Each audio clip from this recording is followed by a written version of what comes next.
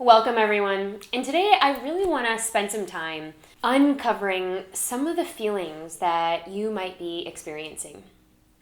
Now, I know for myself, there are moments and there are times where, I have this roller coaster feeling of emotions. But some of you have really been experiencing this fear.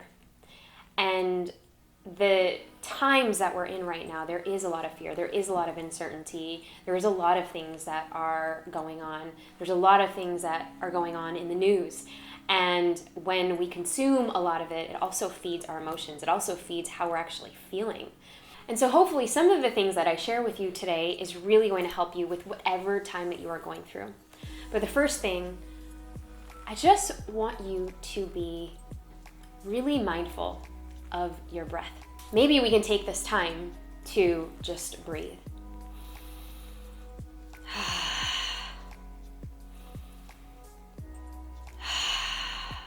And really breathing from your belly. Because a lot of times when we are fearful and when we are experiencing fear, it's kind of like the call into the wild, right? It's like, oh my gosh, there is a cheetah that's going to chase me and eat me alive, literally.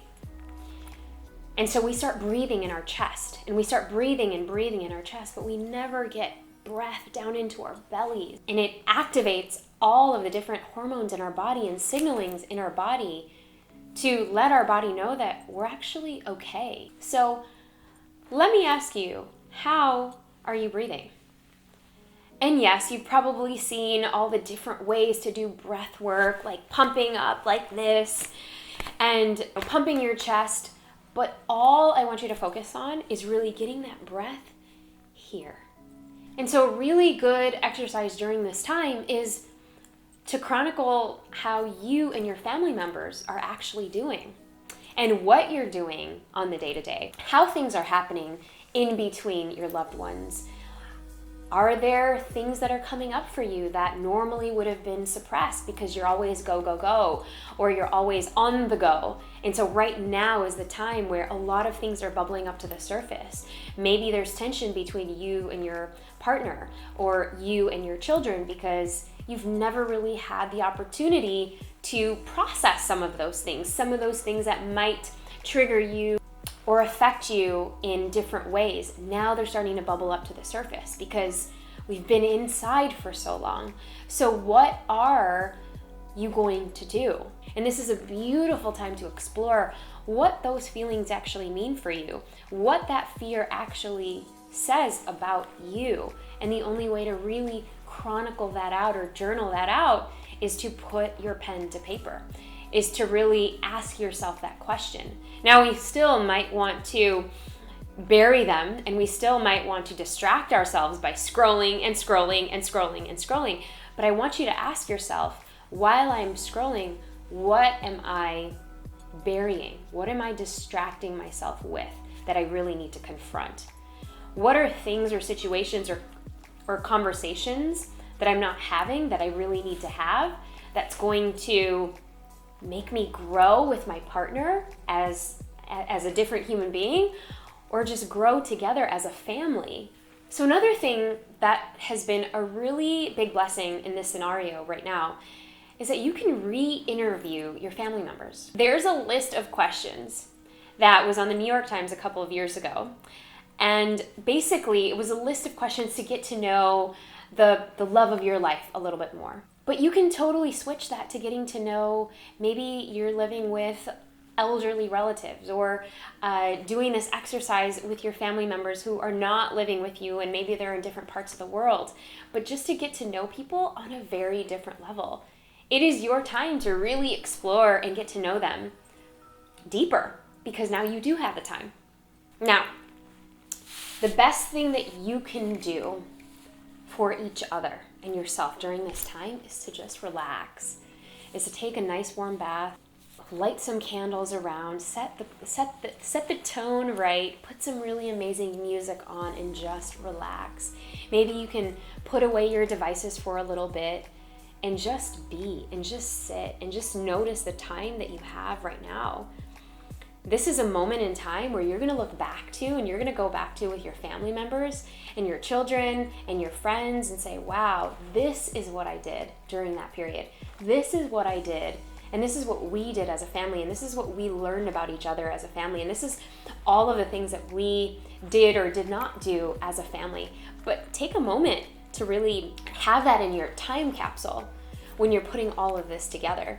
Next is, I want to share with you a very special tool that I've used in a lot of my live workshops and live events with many of our students here. And basically it's a process that I'll take you through to really experience the emotions that you're actually feeling.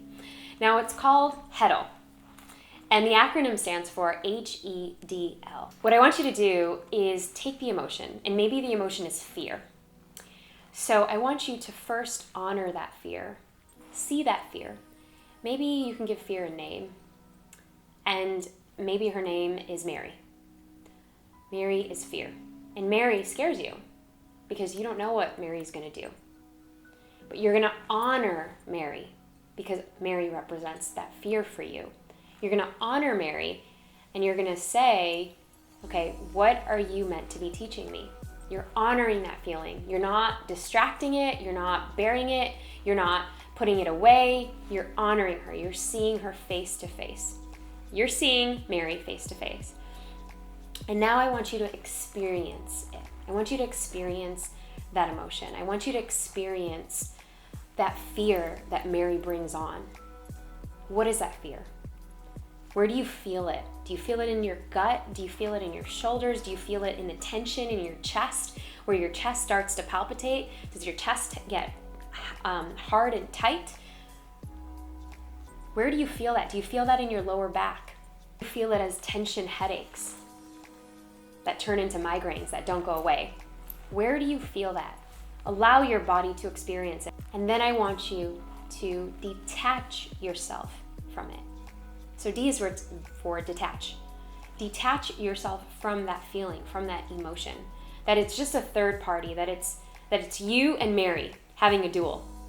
But a duel basically is you and Mary are just looking at each other. And you're seeing yourself that you've experienced this emotion, but that emotion isn't you. You've experienced it. Now you've honored it, you've experienced it, and now it's time to detach yourself from it. And this whole process only lasts for about 90 seconds, but it helps so much, and it helps so much with young children. When you can give them a metaphor like that, when you can give them that it's not them, they're not anger when they're having a tantrum, that it's just some emotion that they're experiencing right now. And kids are so beautiful. But for some reason, when we get to become adults, we hold it in, we harbor it in, we distract ourselves, we have our devices, and we don't go through that. So this is a beautiful example to really practice honoring, experiencing, detaching, and letting go, the Hetal technique. I want you to use that and tell me in the comments how that was for you. And lastly, this is so important. We are in very unique times. And the biggest thing that we can do for yourselves, for the community that you serve, is maybe pay it forward. Channel that fear into not just that it's all about you, but maybe it's helping other people. Maybe it's hosting a Zoom call with everybody in your neighborhood or everybody in your building and getting everyone all together. Maybe it's hosting something virtual for you and your community and being able to serve and give them tips and advice. Maybe you're a parent and you have got down the homeschooling bit and you've got down all of these fun activities. And perhaps you can share that with others who are struggling right now in some way, shape, or form. Be able to channel that. And maybe after watching this video, you get ignited and you get excited to pay for groceries for some of your elderly neighbors, or go to the grocery store and give them your credit card and say, I'm gonna pay for the next 5 people's grocery bills just because I wanna be able to serve. I wanna be able to pay it forward and give it forward, because the most amount of kindness that we can give, not just to ourselves, but to those around us, are also incredible. It's also an incredible task to be able to spread that, because what that does is it channels that fear into giving and contribution for others. So as always, I totally want to hear which tips you've tried and which ones worked for you and which ones you've been sharing with other people. Go ahead and comment below. And if you love this video, go ahead and like it and hit subscribe if you're new here so that you don't miss a beat as we drop gems every week. Thank you guys so much.